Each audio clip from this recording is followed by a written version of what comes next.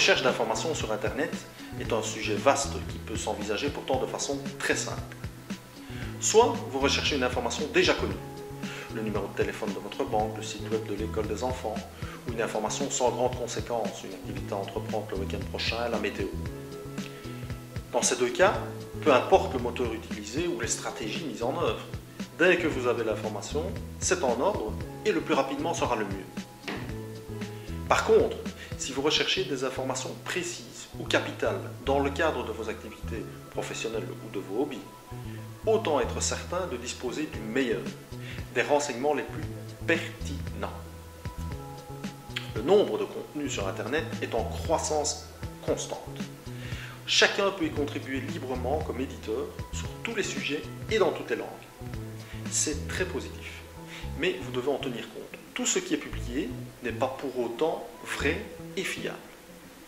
Vous aurez probablement constaté que de nombreuses informations sont redondantes et ont été recopiées partiellement ou entièrement de sites en blog et de blogs en forum. Un critère que nous observerons dans l'analyse de nos résultats sera la notoriété et la fiabilité du producteur de l'information. En somme, la confiance à lui accorder. Vous accorderez plus facilement celle-ci à un site officiel ou à un quotidien reconnu plutôt qu'au blog d'un individu isolé. Une information trouvée doit encore être vérifiée. Notez aussi qu'une barrière importante dans la recherche de l'information est la langue de rédaction des contenus.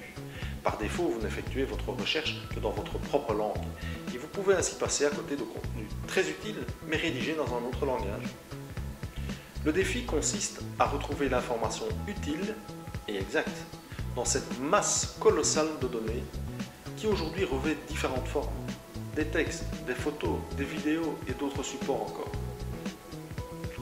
Nous découvrirons dans ce chapitre les méthodes de gestion et de classement de l'information, mais surtout les outils à utiliser et les méthodes à mettre en œuvre pour réaliser des recherches efficaces.